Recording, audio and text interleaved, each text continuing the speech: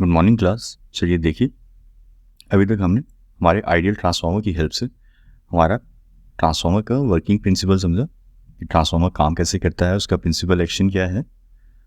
अभी तक with the help of ideal transformer हमारे ट्रांसफार्मर की कुछ बेसिक चीज़ें सीखी, working principle, principle action transformer का, कुछ बेसिक सी phasor diagrams we have learned using ideal transformer. Ideal transformer में हमने क्या कहा था कि हम अजम्पशंस लेते हुए चलेंगे कि हमारा एक ट्रांसफार्मर है, उसके अंदर कोर लॉस जो है वो ज़ीरो है, वाइंडिंग रेजिस्टेंस भी ज़ीरो है, किसी तरह का फ्लक्स भी नहीं लीक कर रहा, लीकेज फ्लक्स भी ज़ीरो है, सारा का सारा कोर से पास हो रहा है फ्लक्स। हमने ये भी अजम्पशन लेते हुए चले थे और हमने हमारा आइडियल ट्रांसफार्मर कंसीडर किया था। और हमने फोर्थ अजम्पशन ये भी कंसीडर की थी कि हमारा जो ट्रांसफार्मर है उसका जो मैग्नेटाइजेशन कर्व है, मैग्नेटाइजेशन कर्व कौन सा, वो बी एच का जो कर्व है वो लीनियर है। तो ये चार अजम्पशंस पे हमने हमारा ट्रांसफार्मर का माना था कि ये चार अजम्पशन होल्ड ट्रू, और हमने वहाँ से हमारा बनाया था ideal transformer. But in actual हमारे ट्रांसफार्मर में कोर लॉस भी होता है। कोर लॉस मतलब आयरन में किसी तरह का लॉस भी रहता है। देन वाइंडिंग में रेजिस्टेंस लॉस भी रहता है, मतलब हीट वाइंडिंग में भी होती है। और सारा फ्लक्स आपका जो प्राइमरी में जनरेट होता है वो आपकी सेकेंडरी से जाके लिंक नहीं करता। आपका कुछ फ्लक्स यहीं पे रह जाएगा, कुछ सेकेंडरी का यहीं रह जाएगा, आपस में mutually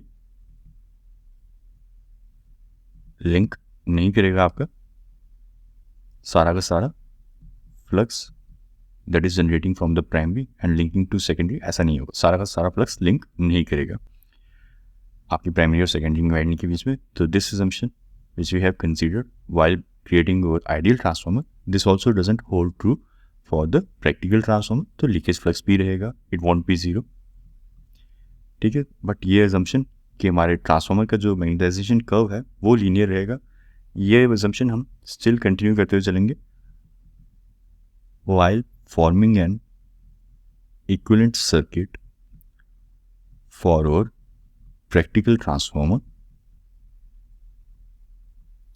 We will continue to assume that our magnetization curve is linear। ठीक है, this fourth assumption we will continue to assume this as to be true कि हमारा मैग्नेटाइजेशन कर्व है, जो बी एच कर्व है हमारे कोर का, that is linear for और प्रैक्टिकल ट्रांसफार्मर टू। और जो ये तीन चीज़ें हैं, core loss, winding resistance and leakage flux, इनका क्या इम्पैक्ट रहता है on our transformer, what are the impact और what is the effects of the core loss, winding resistance and leakage flux on our ideal transformer, which makes our ideal transformer more of a practical transformer।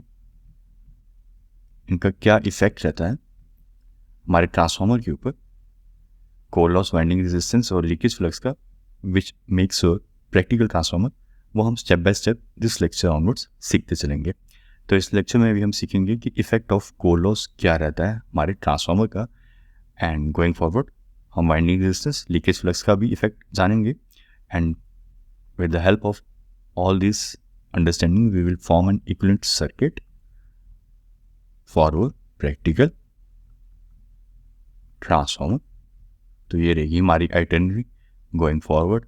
हम यहाँ पे अपनी तीनों assumptions को actual में जानेंगे, how it impacts और transformer, और उसकी वजह से हमारा इक्विवेलेंट सर्किट क्या बनता है हमारे प्रैक्टिकल ट्रांसफार्मर का। This is what we are going to study in this lecture and going forward in subsequent lectures. तो चलिए शुरुआत करते हैं इफेक्ट ऑफ कोर लॉस से। तो देखिए इफेक्ट ऑफ कोर लॉस क्या रहेगा। देखिए हम कोर लॉस कंसीडर करते हैं the heat produce by the eddy currents. Eddy currents क्या होती हैं वो हमने जाना था पीछे लेक्चर 10 में। अभी जो एडी करंट की वजह से हीट प्रोड्यूस होती है कोर में या ट्रांसफार्मर की केसिंग में, हीट प्रोड्यूस हो रही है कोर में या केसिंग में, and in addition to that hysteresis loss जो हो रहा है कोर में, और उसकी वजह से भी जो हीट प्रोड्यूस हो रही है that we consider as loss. ठीक है, क्योंकि ये जो ट्रांसफार्मर को हीट अप कर रहे हैं हमारी एडी करंट्स एंड और हिस्टेरिसिस लॉस जो हमारे ट्रांसफार्मर को हीट अप करें, that is completely unnecessary, unwanted heating up of our transformer. तो हम इसे कहेंगे this heat could have been used as an electricity. अगर यह यहाँ पे हमारी एनर्जी हीट में ट्रांसफर नहीं होती और सिंपली हमारे घर तक पहुँच जाती और हम वहाँ पे उसे हीटर की तरह या एसी की तरह यूज़ कर लेते, then that would have been okay. But ये एनर्जी का कन्वर्जन जो आपका कोर को हीटअप करने में चला गया या आपके ट्रांसफार्मर की केसिंग को हीटअप करने में चला गया, इसका हमारा कोई यूज़ नहीं था, so we consider this as an loss. ठीक है, ये जो एनर्जी का कन्वर्जन था जो हमारे घर पे नहीं हुआ बट जो ट्रांसफार्मर में ही हो गया, that we consider as loss. ठीक है, तो हमारा core loss is compose of eddy current and hysteresis loss. तो एडी करंट क्या होता है? सर्कुलर करंट्स फ्लो करती हैं हमारे केसिंग में due to Faraday's law, mutual induction की वजह से, that is eddy current loss. और हिस्टेरिसिस लॉस क्या होता है? हमारा जो अप्लाइड करंट है that is alternating in nature,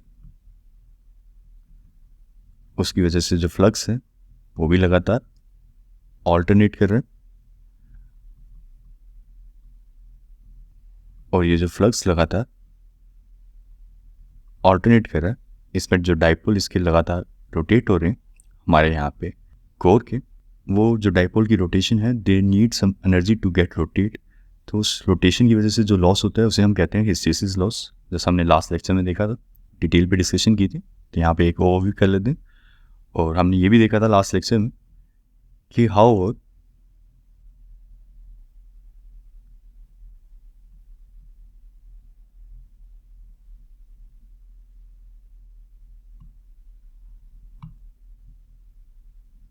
flux actually lags behind the or applied current by certain angle 10 to 20 degree, or flux lags or applied current by certain angle alpha, which is called as hysteresis angle.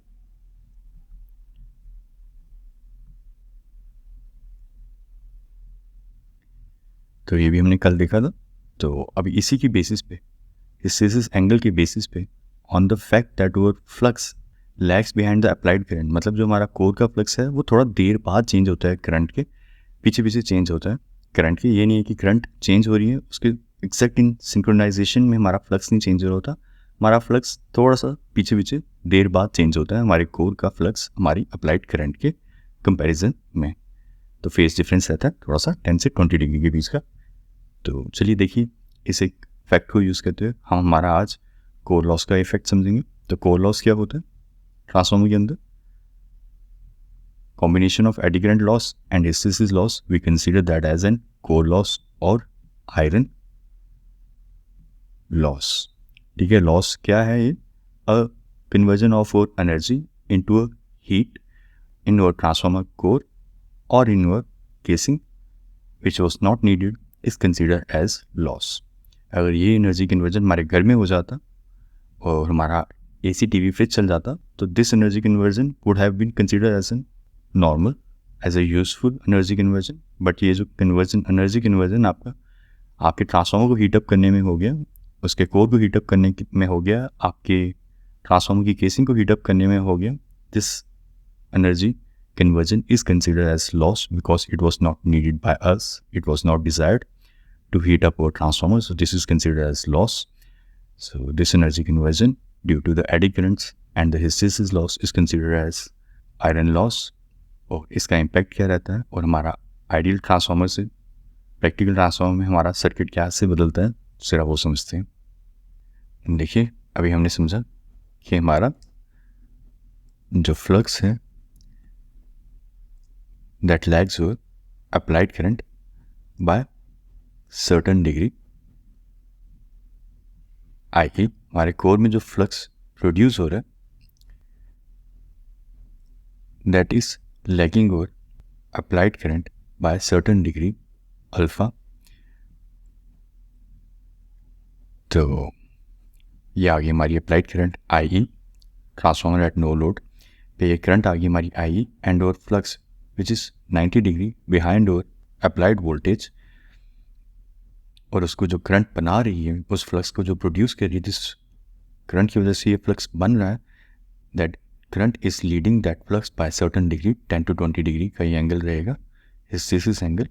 तो ये आ गया आपका I E, no load current, because of hysteresis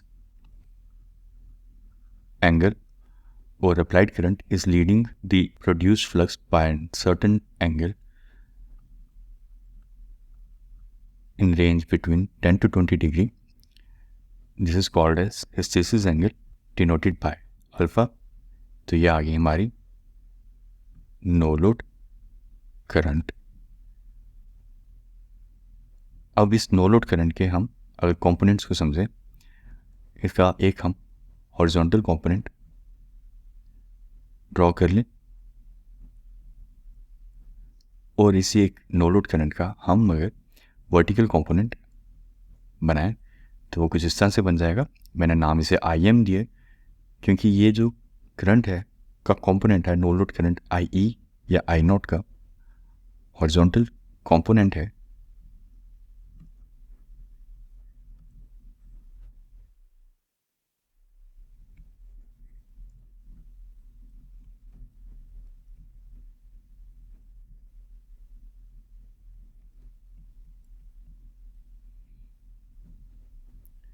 This no load current horizontal component is used to magnetize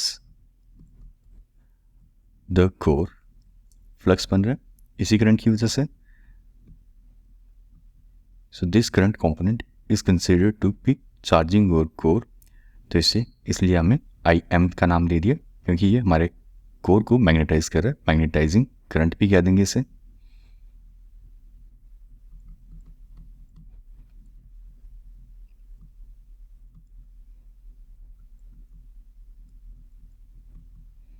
magnetising current, और ये आ गया IC, इसे हम कोर लॉस कह देंगे। ये आ गया आपके वर्टिकल कंपोनेंट ऑफ और ट्रांसफॉर्मर्स नो लोड करंट। ठीक है, तो आई एम, आई सी और आई ई, ऐसा नहीं कभी भी कंसीडर करना कि आई सी, आई ई, आई एम कि हमारे ट्रांसफार्मर के अंदर 3 करंट्स फ्लो कर रही हैं। इस तरह का कभी भी कंसीडर मत करना। हमारे ट्रांसफार्मर के अंदर एट नो लोड सिर्फ एक ही करंट फ्लो कर रही है, that is our no load current. These two are horizontal and vertical components of our no load current. ठीक है, आई सी एंड आई एम अलग से आपके ट्रांसफार्मर में फ्लो नहीं कर रही है, आपके ट्रांसफार्मर में सिंपली यही करंट फ्लो कर रही है I E. I C and I M is a mathematical components of our no load current I E. ये वर्टिकल आ गया, ये हॉरिजॉन्टल मैथमेटिकल कंपोनेंट आ गया। ठीक है, 3 करंट्स नहीं फ्लो कर रही है आपके ट्रांसफार्मर के अंदर, ऐसा नहीं कभी भी दिमाग में लाना, एक ही करंट फ्लो कर रही है I E. These two are mathematical components. ठीक है, ये आगे डिस्क्रिप्शन आपके आई सी की, ये कोर लॉस को डिपिक्ट करता है आई सी, और आई एम आपकी मैग्नेटाइजिंग करंट को डिपिक्ट करता है। तो इसलिए इसका नाम एम यहाँ पे इसके सब्सक्रिप्ट में डाल दिया और इसे सी डाल दी क्योंकि ये कोर लॉस को हाईलाइट करती है करंट। तो चलिए अब इसके वजह से हमारा इक्विवेलेंट सर्किट कैसा बनेगा जरा देखते हैं। ये फेजर डायग्राम आ गई आपके प्रैक्टिकल ट्रांसफार्मर की। हिस्टेरिसिस इफेक्ट की वजह से, आयरन कोर लॉस की वजह से आपकी जो डायग्राम बन गई, फेजर डायग्राम, वो किस इस तरह से बन गई। अब इसकी वजह से हम अगर इसकी हेल्प से हम हमारा इक्विवेलेंट सर्किट बनाना चाहें तो किस तरह का बनेगा ज़रा देखिए।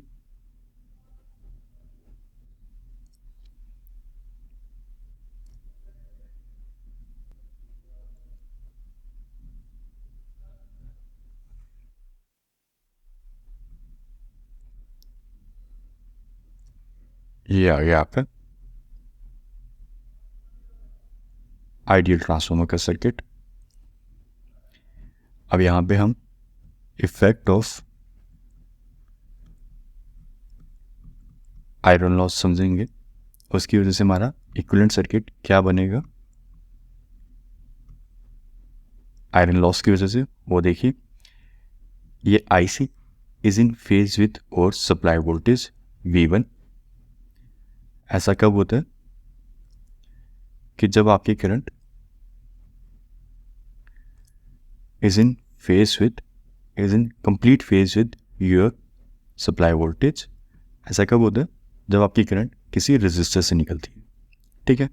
Similarly your IM is in 90 degree lag by your supply voltage. ऐसा कंप्लीट एग्जैक्ट 90 डिग्री का लैग कब आता है, when your current is going through the pure inductor.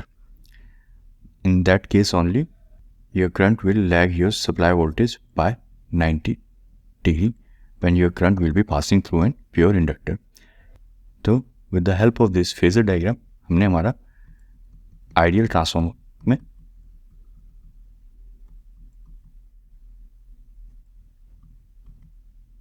we have added the effect of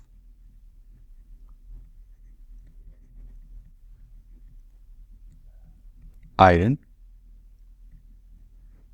loss. तो अभी इसी circuit को हम थोड़ा सा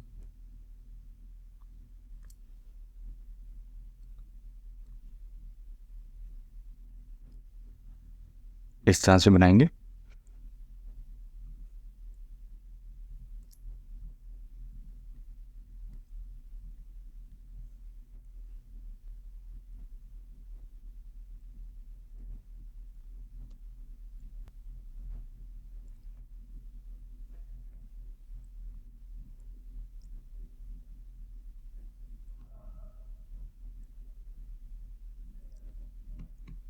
ये आ गया आपका RC, ये XM, ये आपका आइडियल ट्रांसफार्मर का इक्विवेलेंट सर्किट।